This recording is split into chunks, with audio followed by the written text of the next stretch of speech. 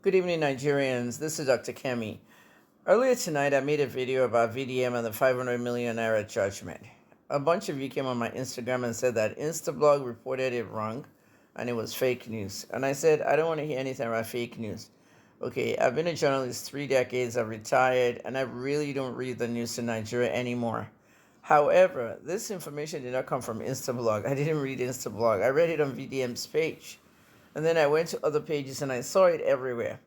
Going on Google, okay, what I found on Google was even more disturbing. If you go on Google VDM, you'll see stories filtering out of Nigerian newspapers today about a court order that told VDM that he needs to remove the defamatory videos and posts that he made about Falanas and the Sun, and he also needs to stop talking about them. That's a gag order. That's not acceptable in Nigerian society and the Constitution. We have constitutional rights. You may be the next victim of these people. They're trying to silence our voices. As a journalist, I have fled the country. Many of you haven't fled. If you talk, they'll kill you. At the end of the day, this is silencing voices and it shouldn't be tolerated. Nigeria has one of the worst bar associations in the world. The Nigerian Bar Association is highly corrupt. I repeat, the Nigerian Bar Association is highly corrupt and is one of the most corrupt bar associations in the world. Judges are bribed constantly. Okay, they receive bribes, they receive perks, kickbacks, name it. They get away with it because we don't have a civilized society. We have a lawless society.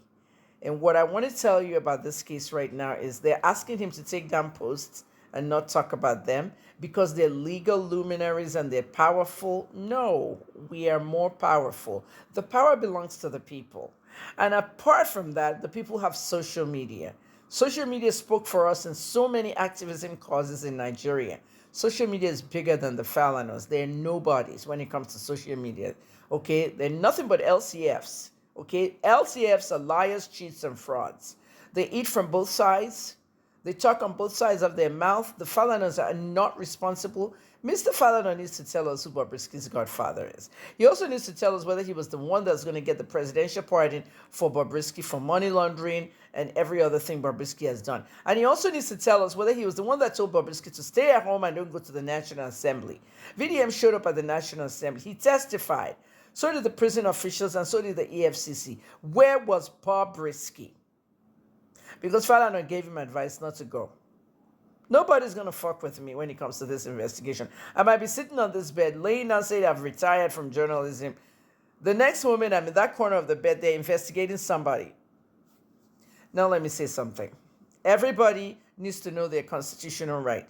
The United States Constitution has a clause, or what they call an amendment, which is called the First Amendment. Freedom of speech, freedom of expression, and freedom of the press. Okay, the press can report whatever they want. Every citizen has a freedom of speech. They can say whatever they want, and they also have a freedom of expression. You cannot tell people, okay, to drop or lose their freedoms. A judge telling him to take down the defamatory videos, that's nothing. We're bigger than these judges. This is social media. A lot of people have those videos. Journalists have them. Okay?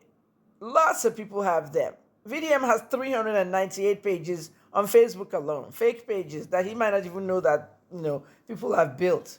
The videos are all over. So if he takes it off his own page, that doesn't mean it's not going to go viral still. Okay? I can post those videos and leave them on my page forever. There's nothing anybody can do. Then you gag him and say he can't talk about them. Why can't he talk about them? They have a lot of questions to answer on the Bobrisky case. We're not closing it up. The EFCC is not telling the truth. The EFCC is lying. The EFCC is saying that we dropped charges of money laundering, but no money changed hands. Money changed hands. There was a phone call, and Bobrisky has the phone call. Are you waiting for the part 3 of the phone call? Are you waiting for the part 3 of the phone call? Is that what you're waiting for? And then the whole of Nigeria will collapse? The president is involved here. A presidential pardon was being sought. This should not go ahead.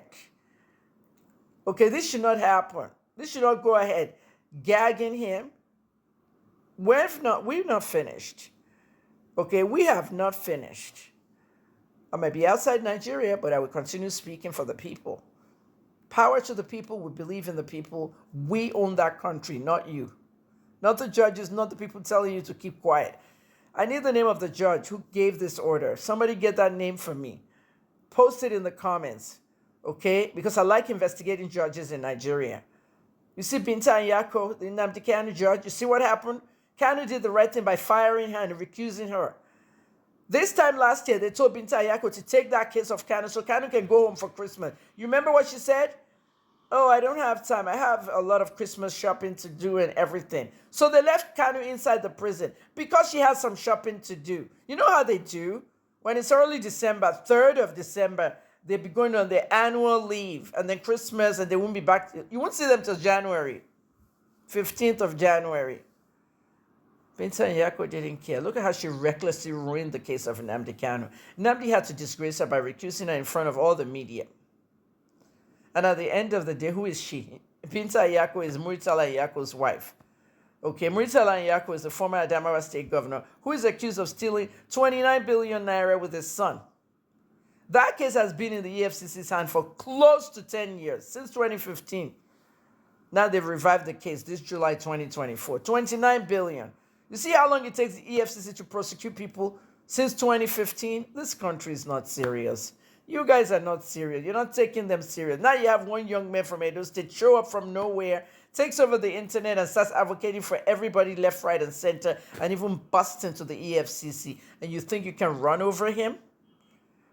You think you can run over him with judges and all that? Cancel falls from the music business. Mr. Falanas used his children to destroy lives.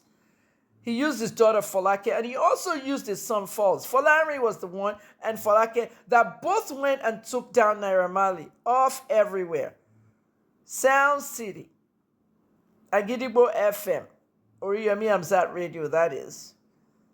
MTV Base, all those people took down Marley and music because of the Mohbad case. Now, where do we have in the Mohbad case? Who's Wumi's godfather? It's Falanas. He's the godfather of all of them. Bobrisky, Wumi, all that. Mohbad has not been able to get justice. People close to the Justice to Mohbad movement have reached out to me. There's nothing else they can do. What can we do? I said, I don't know. I've done my investigation.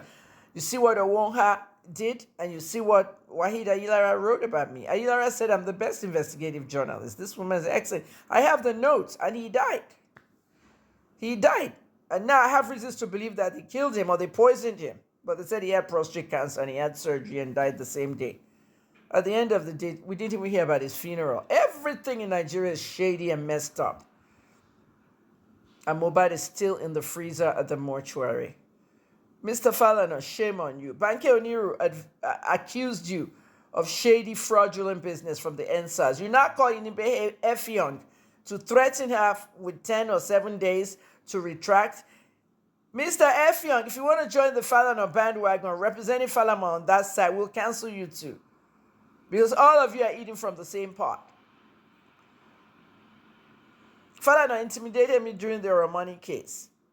He intimidated me during the Romani case. He had knowledge that Chief Adedoyin, who's on death row, was in a hotel and not CID. Mr. Adedoyin, Chief Adedoyin was coming to court via an SUV.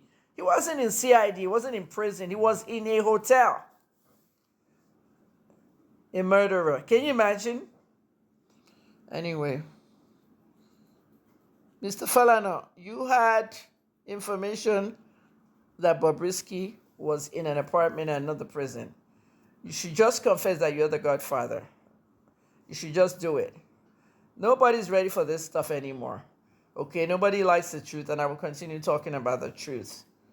Do not intimidate VDM. Leave VDM alone. Your court order will not be obeyed. If he obeys it, fine. We will extend it. We will post about you and your son. Okay, and we will spread all the videos. And we will continue to tell the truth. Okay? And we would not be gagged. There's nothing you can do. We're not in your jurisdiction anymore. Thank you.